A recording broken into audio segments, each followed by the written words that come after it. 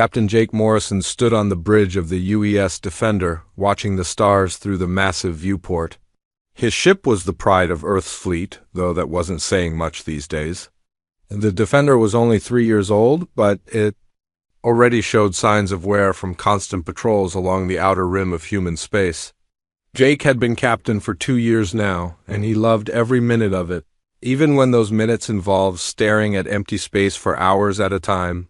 The bridge was quiet except for the soft hum of the ship's engines and the occasional beep from the communication console. Lieutenant Tony Garcia sat at the navigation station, plotting their next course correction. Chief Engineer Lisa Parker was down in the engine room, probably talking to the reactor like it was her pet dog. She always said machines worked better when you treated them nicely. Jake was thinking about recommending the crew for some shore leave when the communication console erupted in a series of urgent beeps.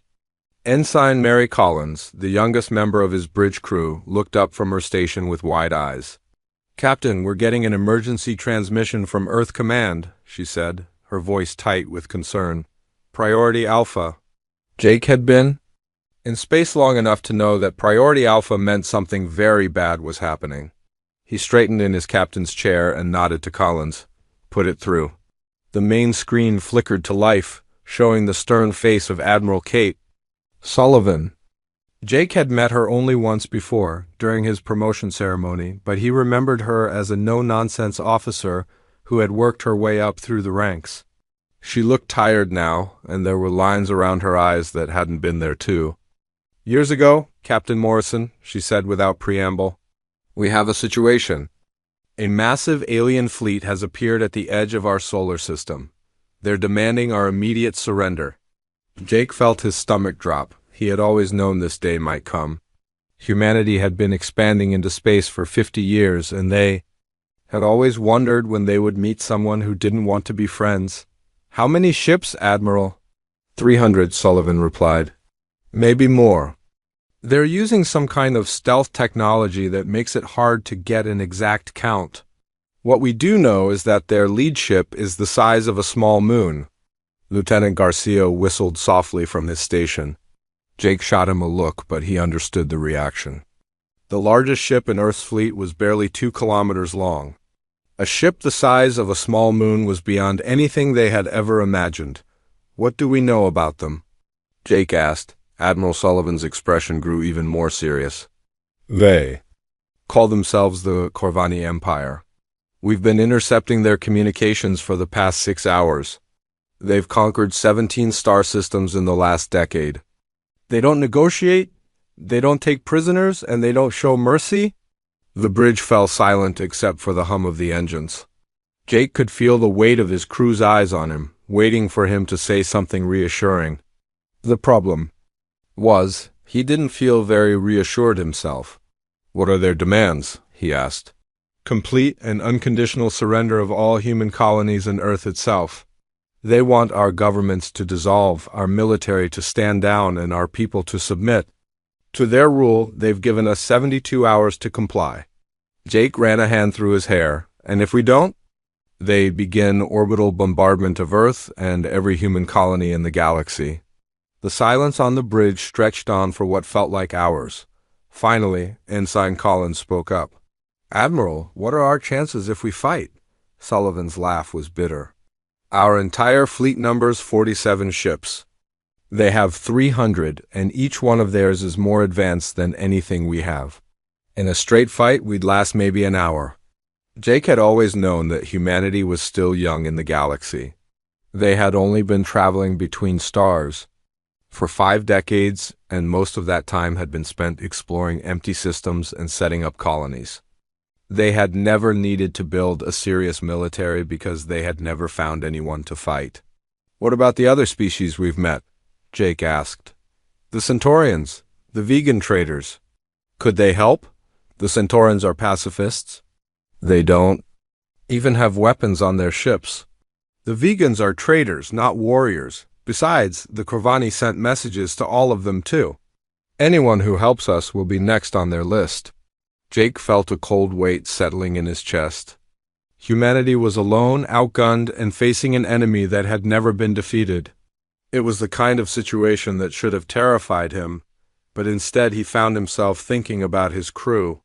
Lisa Parker, down in the engine room, probably. Didn't even know what was happening yet. Tony Garcia, still plotting course corrections like they were going to continue their patrol. Mary Collins, barely 22 years old and facing the end of everything she had ever known. Captain, Admiral Sullivan continued, I'm sending you the full intelligence report on the Corvani. Study it carefully. I want every ship captain to understand what we're facing. The data package arrived at Jake's personal terminal a few seconds. Later, he opened it and began reading, his frown deepening with each paragraph. The Corvani were a warrior species that had spent the last 1,000 years conquering their way across the galaxy. They believed that strong species should rule weak ones, and they had never met a species they considered strong enough to resist them. Their leader, General Zarkthol, had personally overseen the conquest of 8 different civilizations. He was considered a military genius among his own people, and his flagship, the Subjugator, had never been defeated in battle. The reports described him as cold, calculating, and utterly without mercy. Admiral, Jake said, what does Earth command? Want us to do? Sullivan's expression softened slightly. Honestly, Captain, we don't know yet. The President is meeting with the Security Council right now. The military leadership is trying to figure out if we have any options besides surrender. But I'll tell you what I think. She leaned forward and Jake could see the determination in her eyes. I think we're going to fight. Not because we can win, but because that's what humans do. We don't give up even when we should. We find a way to keep going even when there isn't one. Jake nodded slowly. He had always admired that about humanity. They were stubborn to a fault, sometimes to their own detriment. But that stubbornness had carried them from caves to the stars in just a few thousand years. What are your orders, Admiral? Continue your patrol for now. But be ready to move at a moment's notice. We might need every ship we have, no matter how hopeless it seems. The transmission ended, leaving Jake alone with his thoughts and his crew. He looked around the bridge at the people who had become his family over the past 2 years. They were all staring at him, waiting for him to tell them what to do next. Well, he said finally, I guess we're about to find out what humans are really made of. Lieutenant Garcia turned in his chair. Captain, should we tell the crew? Jake considered this. His crew had a right to know what was coming. They had families, friends, lives they might never see again. But they also had a job to do, and panic wouldn't help anyone. We'll tell them, he said. But we'll also tell them that we're not giving up. We're going to find a way through this, because that's what humans do. We find a way. As he spoke the words, Jake found himself actually believing them. He didn't know how they were going to survive the next 72 hours, but he knew they were going to try. And sometimes trying was enough. Captain Jake Morrison had expected panic. He had expected fear, desperation, maybe even riots in the streets. What he did not expect was laughter. The news of the alien ultimatum had spread across Earth and all the human colonies within 6 hours. Jake watched the reports streaming in from Earth Command with growing amazement. Instead of the terror and chaos he had anticipated, something completely different was happening. It started small. A comedian on late-night television made a joke about the aliens picking the worst possible time to invade. They want to conquer us during Mental Health Awareness Week, he said with a grin. Talk about bad timing.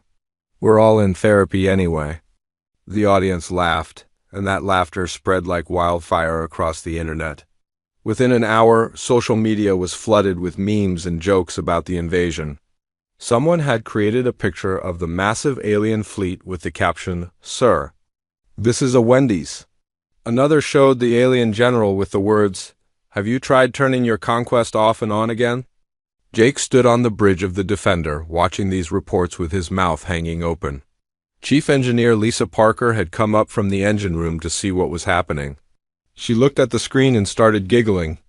Captain, she said between laughs, look at this one. She pointed to a meme showing the alien fleet approaching Earth with the caption, When you realize it's Monday and you forgot to do your homework. Even Lieutenant Tony Garcia was smiling now. Sir, my sister just sent me a message from Luna Colony.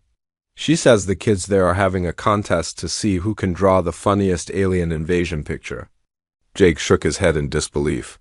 Don't they understand what's happening? We're facing extinction.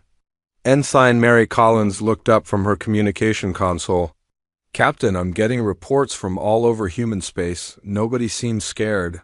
They're ALL laughing. The reports kept coming in. On Mars, a group of college students had organized an Alien Appreciation Day, complete with costumes and fake ray guns. The lunar colonies were hosting Welcome to Earth parties, as if the aliens were coming for a vacation instead of a conquest. Even the asteroid miners were getting in on the fun, painting messages on their mining ships like Earth's Pest Control Service and Alien Removal Specialists. Jake watched a news report from Earth showing crowds of people gathered in Times Square, not in panic, but in celebration. They were singing songs, telling jokes, and holding up signs that read, "We welcome our new alien overlords." Just kidding. This is insane, Jake muttered. Lisa Parker was still laughing. Captain, you have to admit it's pretty funny. I mean, what are the odds? We finally meet aliens and they turn out to be the stereotypical bad guys from every sci-fi movie ever made. Jake was about to respond when his communication console chimed with an incoming message from Admiral Sullivan. He opened the channel, expecting to see the same grim expression as before.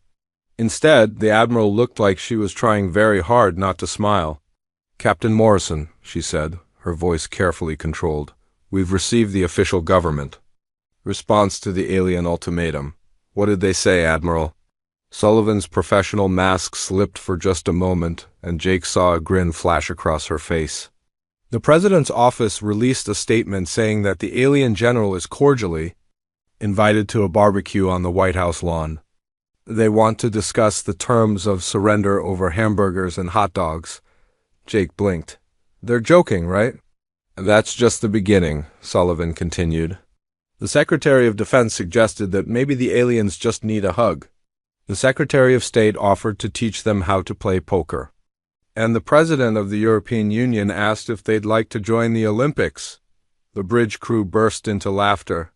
Even Jake found himself chuckling despite the seriousness of the situation. Admiral, he said, what's really going on here? Why isn't anyone taking this seriously? Sullivan's expression grew thoughtful. Captain, I've been thinking about that. Dr. Helen Wright, our chief xenobiologist, has a theory. She thinks this might actually be humanity's greatest strength.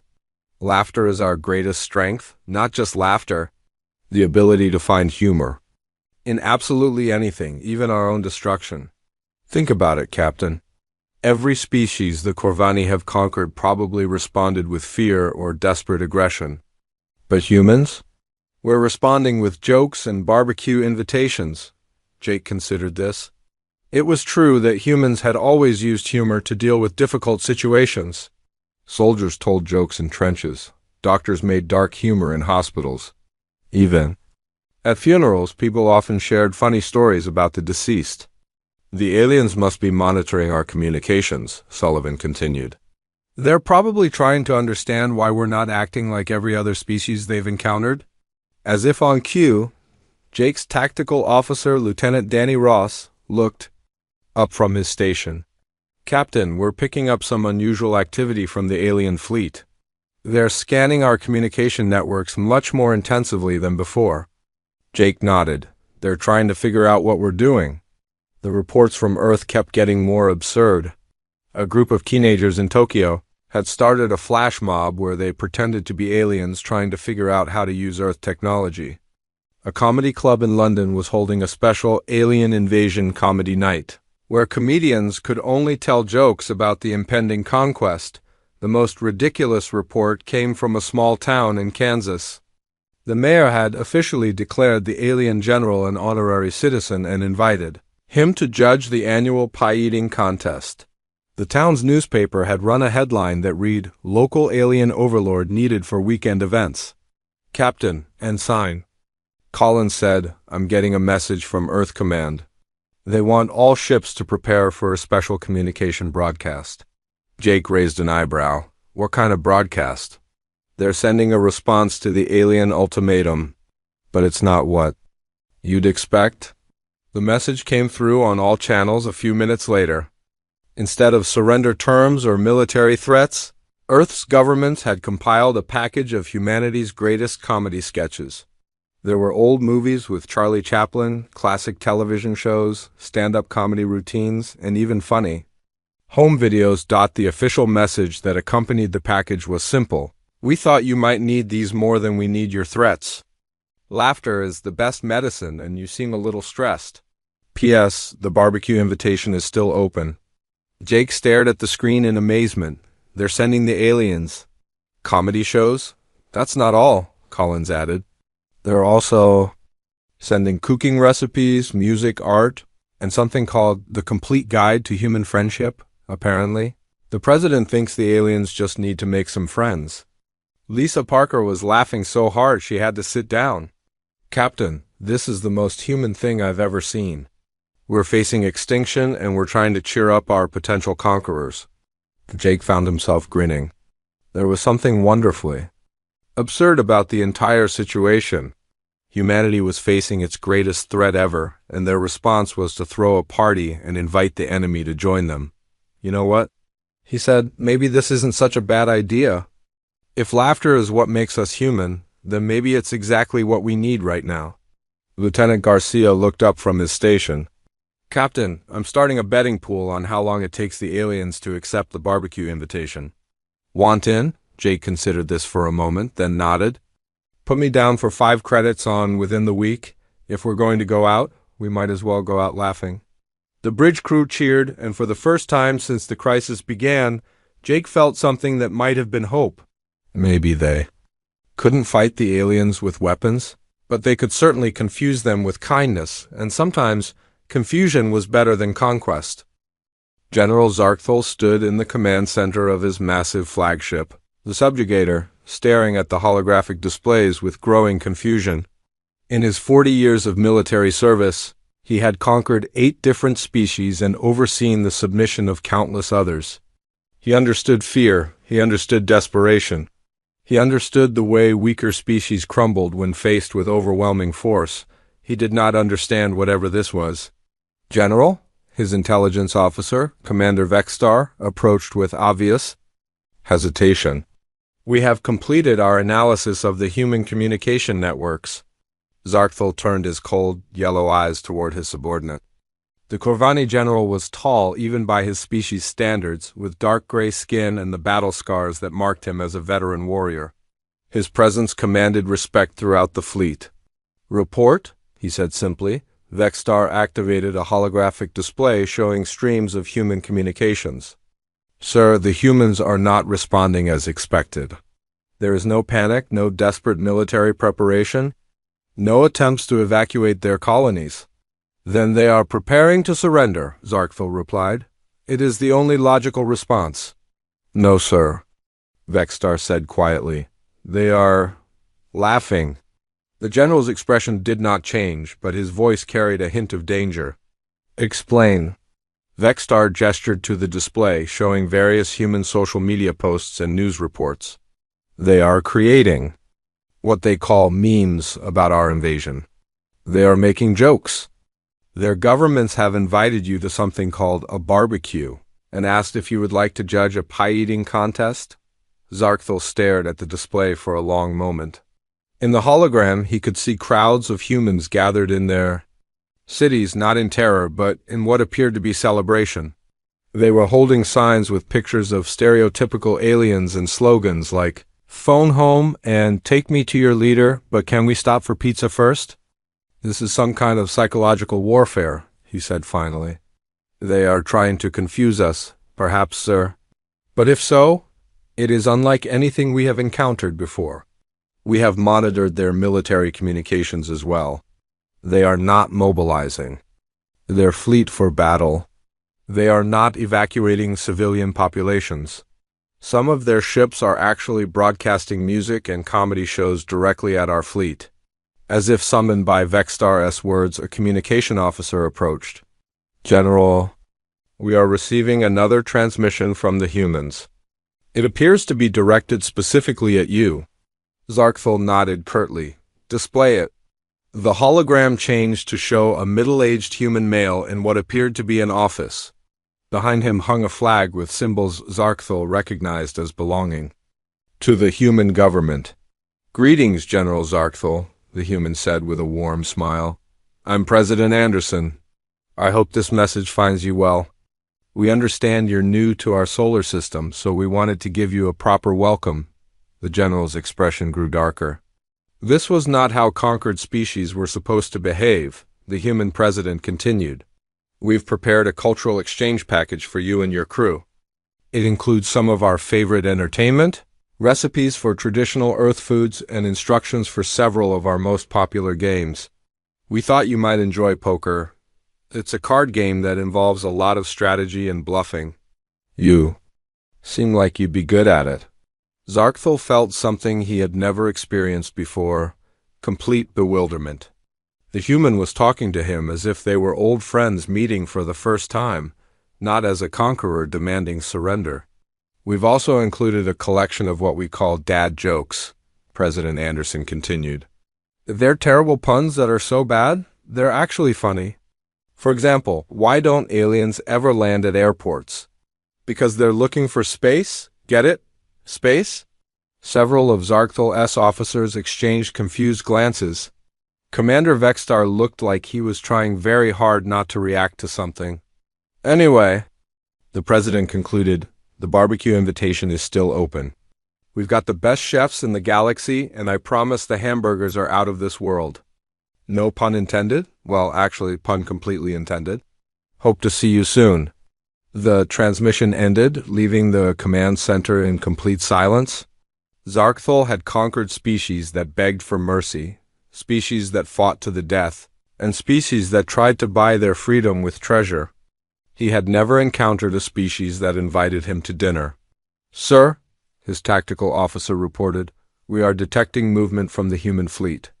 Zarkthul straightened, expecting finally to see some sign of normal military behavior. Are they positioning for battle? No, sir. One of their ships is approaching our position. It appears to be broadcasting some kind of entertainment signal. On the display, Zarkthul could see a human vessel much smaller than his own flagship. As it approached, his communication systems began receiving a stream of data. The ship was sending them television shows, music, and something called stand-up comedy. They are trying to make us laugh, Commander Vextar said. His voice filled with disbelief. Zarkthul watched as more human ships began similar approaches to other vessels in his fleet. Each one was broadcasting different content, movies, concerts, cooking shows, and educational programs about everything from mathematics to art history. General, his communication officer called out, we are receiving individual messages addressed to specific crew members throughout the fleet. What kind of messages? Birthday wishes, sir. Holiday greetings. Some appear to be invitations to join something called pen pal programs. And sir ... Someone has sent you a personalized playlist of what they call mood music for stressed military commanders. Zarkthul felt his carefully ordered world beginning to crack. In his entire military career, he had relied on fear and superior firepower to achieve victory. The humans seemed immune to fear and appeared to think superior firepower was an invitation to make friends. Sir, another officer reported, we are receiving reports from ships throughout the fleet. Some crew members are requesting permission to respond to these messages. Requesting what? Several soldiers want to know if they can send thank you notes for the birthday wishes. Others are asking if it would be acceptable to try the human recipes. And Sir Lieutenant Caxmore on the destroyer Vengeance has asked if he can participate in something called a virtual game night. Zarkthul closed his eyes and tried to regain his composure. He had commanded fleets that conquered entire star systems.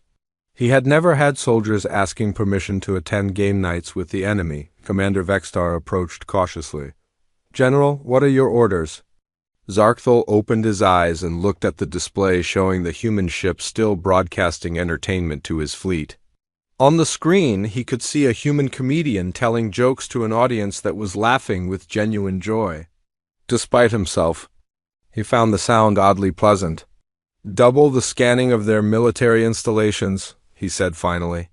"This has to be some kind of trick. No species behaves this way when facing extinction." "Yes, sir."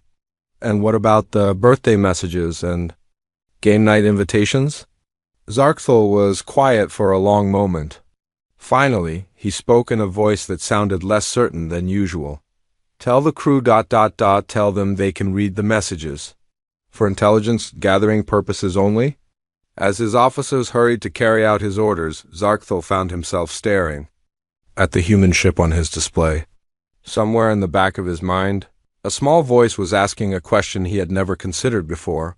What if there was another way to bring order to the galaxy besides conquest? The thought was so alien to everything. He believed that he quickly pushed it away. But it lingered like the sound of human laughter echoing through his ship's corridors. Captain Jake Morrison stood on the bridge of the Defender, watching something he had never expected to see in his lifetime. 3 Corvani warships were floating dead in space, not because they had been destroyed, but because their crews had refused to continue the invasion. It had started small. Lieutenant Commander Amy Rodriguez, his intelligence officer, had been monitoring alien communications for the past week. What she found was both hilarious and deeply troubling for the Corvani Empire. "Captain," Amy said, looking up from her console with a mixture of amazement and amusement, "you need to hear this. I've been listening to chatter from the alien fleet, and things are falling apart over there." Jake moved to her station. "What kind of things?" Amy activated the translation program and played back a recorded conversation between 2 Corvani soldiers. The voices were harsh and guttural, but the translation software made their words clear. "Soldier Kexival, you have been assigned to monitor human entertainment broadcasts. Report your findings." "Sir, the humans have sent us something called The Office. It is a documentary about human workplace behavior. I found it ... educational." "Educational how?" "Well, sir, it appears that humans also have supervisors who make poor decisions and coworkers who are annoying. It is strangely comforting to know that we are not alone in this." Jake blinked. "They're watching comedy shows and relating to them?" "It gets better," Amy said, switching to another recording. This one was from a different ship. "Commander, I respectfully request permission to respond to a human message." "What kind of message, soldier?" "They sent me a recipe for something called chocolate chip cookies. They said that baking helps reduce stress, and they thought I might enjoy it. I have calculated the chemical reactions involved, and the process appears scientifically sound." "You want permission to bake cookies? For research purposes, sir?" Jake shook his head in disbelief. The most feared military force in the galaxy was asking permission to bake cookies, but the reports kept getting stranger. Amy showed him intercepts from across the Corvani fleet. Soldiers were secretly sharing human music. Officers were having debates about human philosophy. Some crews had started what they called cultural analysis sessions, where they discussed human television shows and movies. The breaking point came when humans began personalizing their messages. Somehow they had learned the names and personal details of individual Corvani crew members. Jake still didn't understand how they had managed it, but the results were devastating to alien morale. "Listen to this one," Amy said, playing another intercept. "Attention crew member Voxten of the destroyer Retribution. We heard it's your birthday next week. Happy early birthday! We've prepared a special message from some children on Luna Colony who wanted to wish you well. They also drew you some pictures of what they think your planet looks like. We hope you like them." The message was followed by the voices of human children, singing what sounded like a birthday song adapted for aliens. Their young voices were cheerful and innocent, completely unaware that they were addressing someone who had come to conquer their world. "Sir," came the alien response, "I am experiencing what humans might call emotional confusion. Why would their offspring celebrate the anniversary of my creation when I am here to conquer them?" Jake felt something twist in his chest. The alien sounded genuinely puzzled and maybe even sad. The situation reached critical mass when the children of Luna colony decided to send a collective message to General Zarkthal himself. Someone had told them that he was the leader of the alien visitors, and in the way that only children could, they had decided he needed cheering up. Amy played the message that had been broadcast to the entire Corvani fleet.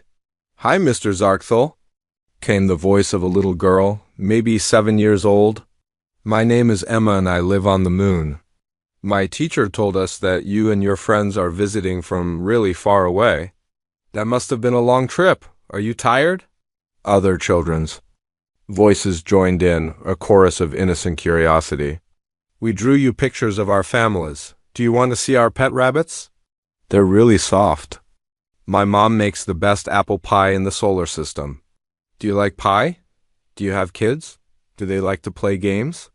We know lots of good games."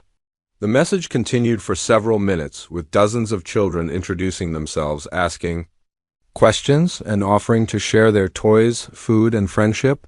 They talked about their favorite books, their pet animals, and their dreams of becoming astronauts so they could visit other planets and make alien friends.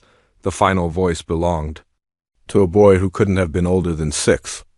"Mr. Zarkthal, my daddy says you might be scared because you're so far from home. When I get scared, my mommy gives me hugs and tells me stories. Do you want me to tell you a story? Once upon a time, there was a brave alien who traveled across the stars to make new friends." The message ended with all the children together. "We hope you can come play with us soon.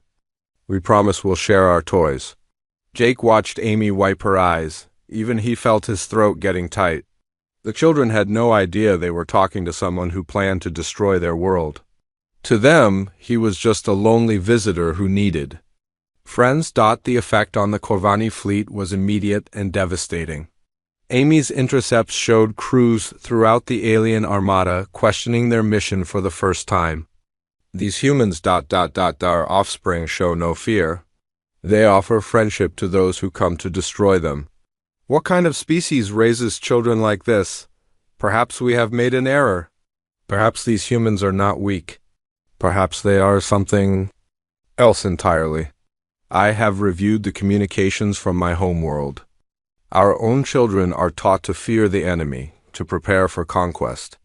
These human children are taught to welcome strangers and offer comfort to those who are afraid." The crisis peaked when several ships began reporting discipline problems.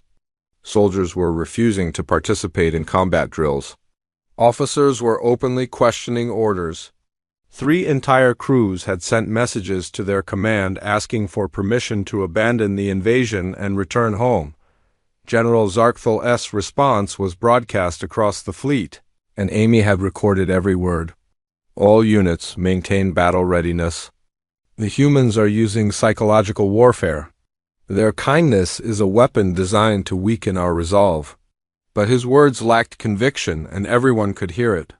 Even Jake, listening to the translated recording, could detect the uncertainty in the alien general's voice. The final blow came when Lieutenant Caxmore, the Corvani soldier who had asked about virtual game night, sent an official request to his superiors.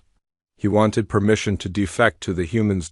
His message was simple: "I have spent my life bringing fear and destruction to others.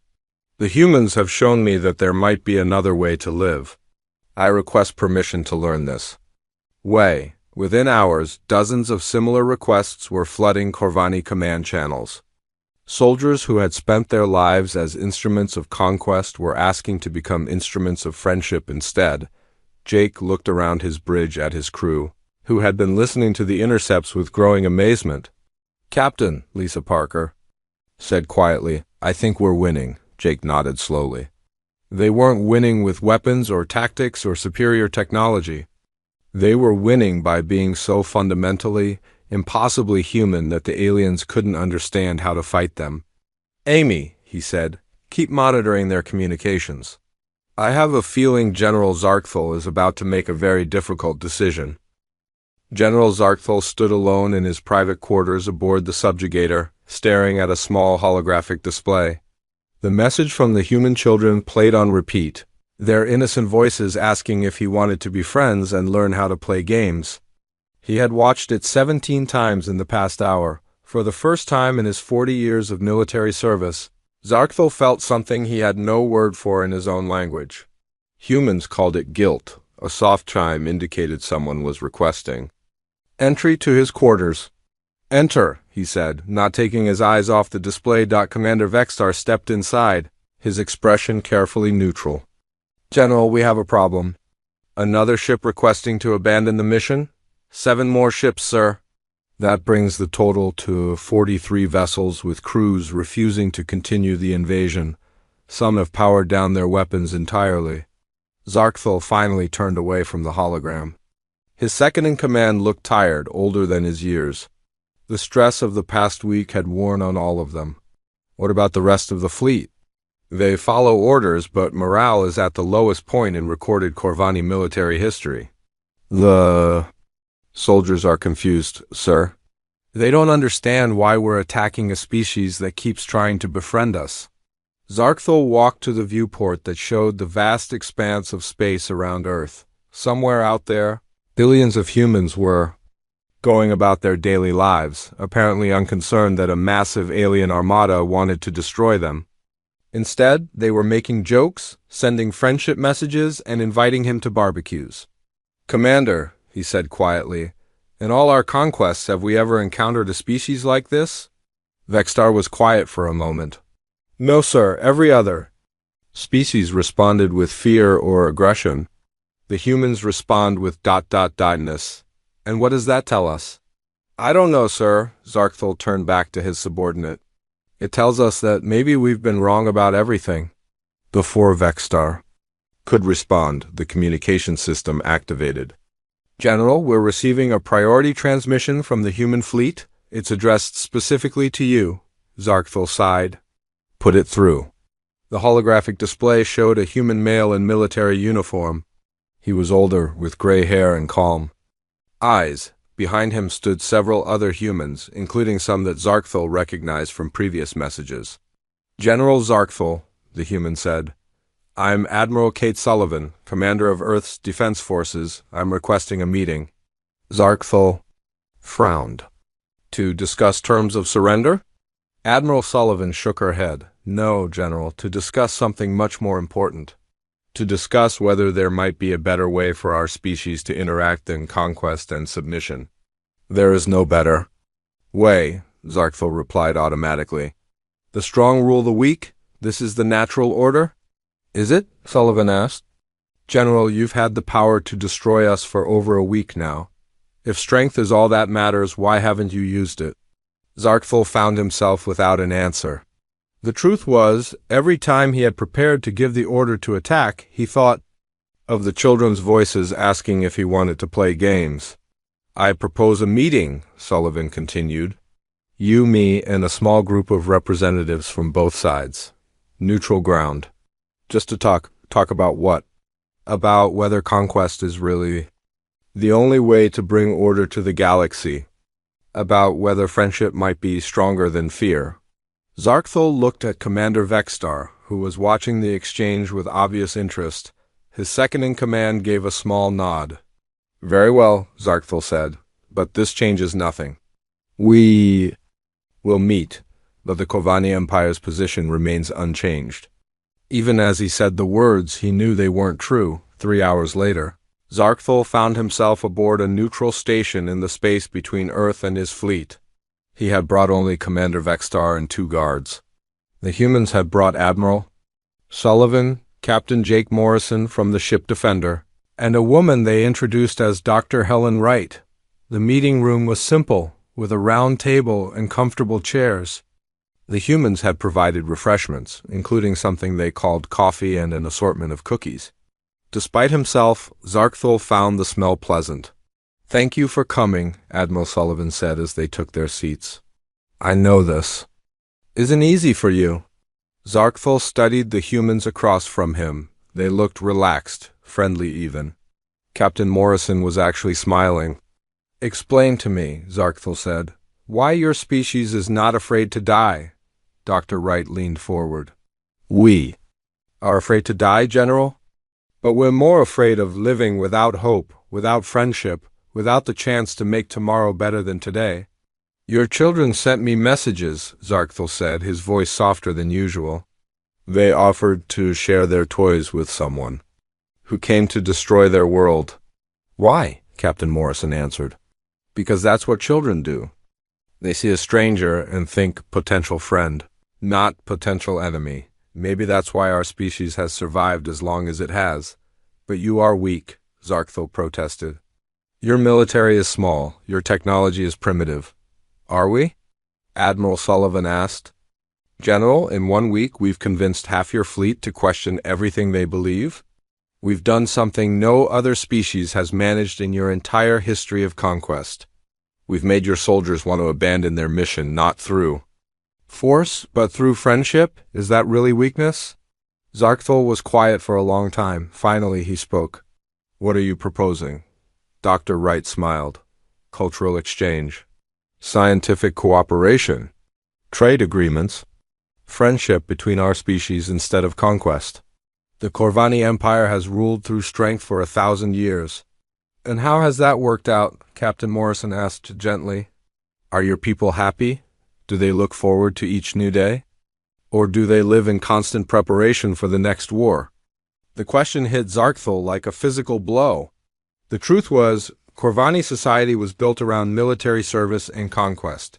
Their children were raised to be warriors. Their arts celebrated victory in battle. Their greatest achievements were measured in worlds conquered, but they had no comedy shows, no children's games, no messages of friendship sent to strangers. What would happen to my fleet? He asked. To my soldiers. They could go home, Admiral Sullivan said. Or they could stay and learn about human culture. Some of them have already asked. We'd be happy to teach them our games, our cooking, our music. In return, maybe they could teach us about Corvani science and philosophy. Commander Vextar spoke for the first time. General, perhaps this is an opportunity. Not to abandon our strength, but to find a new kind of strength. Zarkthal looked around the table at the faces watching him.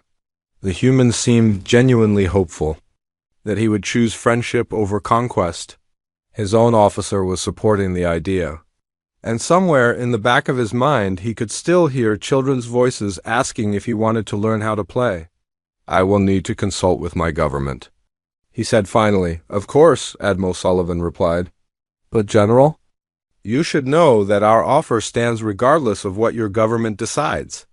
If any of your people want to stay and learn about friendship, they're welcome here. As they prepared to leave the meeting, Captain Morrison handed Zarkthal a small package. What is this? Cookies, Morrison said with a grin. The children on Luna Colony made them specifically for you. They included a recipe and a note saying they hope you'll bake some for your crew. Zarkthal held the package carefully, as if it contained something precious. In a way it did. It contained the possibility of a future he had never imagined. 6 months later, the former invasion fleet had become the first joint human-Corvani exploration mission. General Zarkthal, now calling himself Ambassador Zark, had developed an unexpected talent for stand-up comedy. His favorite joke was about the time he tried to conquer a planet and accidentally made friends instead. The children of Luna Colony had taught him how to bake cookies. He was terrible at it, but he kept trying, because that's what friends do.